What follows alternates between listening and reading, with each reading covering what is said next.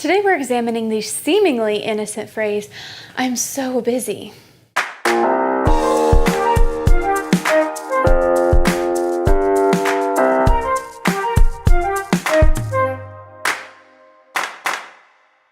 In my experience, people complain about being busy for one of three reasons. Either they're truly overwhelmed, they want to feel important, or they feel victimized. With every millisecond of language that we communicate, whether it be body language or verbal language, we're communicating a message about ourselves to other people around us. So when people say that they are so busy and they're actually truly overwhelmed, what they're communicating is, I can't take on any more work. When people complain about being so busy because they want to feel important, what they're communicating to people around them is, please respect me. And then when people say that they're so busy because they feel victimized, what they're communicating is, it's not my fault, don't blame me. We as observers of this language tend to see the latter two more than we see the former. So we tend to see people complaining about being busy because they want to feel important and because they feel victimized more than we actually see people being overwhelmed. So whenever we automatically see people complaining about how busy they are, our brains tend to jump to one of the latter two. So what exactly is wrong with complaining about being busy? As you'll see, of the three reasons that I gave above, only one of those is actually a genuine expression of defeatedness. The other two are nothing more than an attempt to manipulate the perceptions of other people.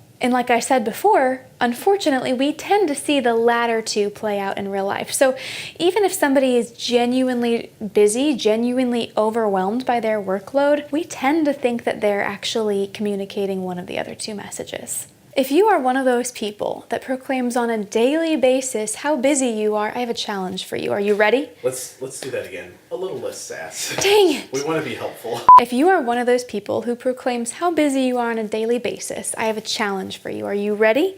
Grab a journal, grab a pencil, and grab your phone. What you're going to do is you're going to set an alarm on your phone to go off every hour. Whenever that alarm goes off on your phone, I want you to journal about what you've done that past hour, what you've accomplished, what you've worked on. You're going to do this for a week. No one else in the world is going to see this. It's just between you and the journal, so be honest with yourself, because self-awareness is the first step to self-improvement. At the end of the week, when all of your alarms have gone off and you've journaled about everything you've done, take a look at it. Are the items in this journal something that you would be proud to show your boss? If so, you might have a right to complain about how busy you are, but still doesn't mean you should. Or are the items in this journal something that you would be ashamed to show anybody else? If that's the case, you might want to take an honest look at your workplace habits. There could also be a third result from this experiment. What you might see is that huge chunks of your time are taken up with doing the same task. You might have some projects that are really lengthy, really extensive, and really exhausting. If that's the case, I would really encourage you to look at ways that you could automate so that your tasks take less effort and less time. You could also seek out the wise counsel of an experienced and trusted coworker. See if maybe they have any ideas for ways that they do things quickly and efficiently. If you are one of those people who, after that journaling experiment, found that your time was definitely very full of tasks, very full of work, a lot of busy work, maybe stuff that you'd still be proud to show your boss, it's just a lot of stuff, I do have a tip for you that will hopefully help you be efficient with the way that you're working. I'm a big fan of to-do lists, but I'm a very big fan of prioritized to-do lists. You know, keeping the end goal the goal. At the start of every day, I've got a big dry erase board in my workspace, and I write down all the things that I want to accomplish that day.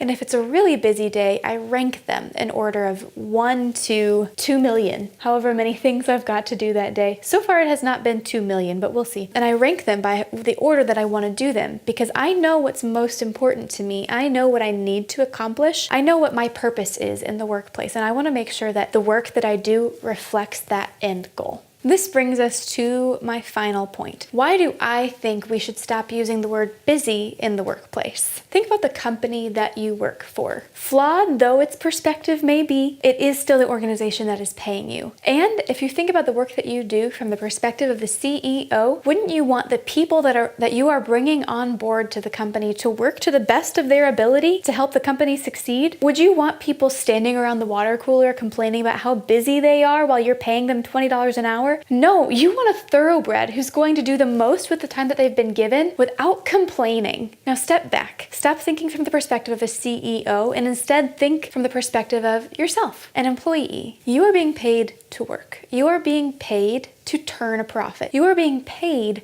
to create value. Every hour, technically, that you are at work, you should be working. You should be busy. Your time should be full of productivity. Of course, we all have to take a break at some point. We all need some time to step back and step away from the rush of the world. And I've never been a CEO of a company, so I'm not going to say that that's okay, but I am going to say that it is human, and it's okay to be human. But what I am saying is that if you're busy, that's good. That means that you are being a value-adding employee. You are doing what you are being paid to do. So we should stop complaining about it, and we should just accept that that is a reality. It's unrealistic to be expected to churn out results like a robot, but it is realistic to be expected to do the best that we can with the time that we have. You have a unique perspective to offer the world, and you've got value to offer the world. So do that while you're at work.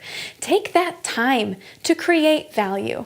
Thanks so much for watching this video. I hope you enjoyed it. Don't forget to thumbs up and subscribe if you did, and you'll see new updates every time I post a new video. We put out one every week. Also, be sure to check out my website. It's www.beagoalgetter.net. I actually post new content more than once a week there, so head on over and check it out. If you want, you can also follow us on Facebook at Goal Getters Unite or Instagram at Goal Getter Insta. Thanks for watching.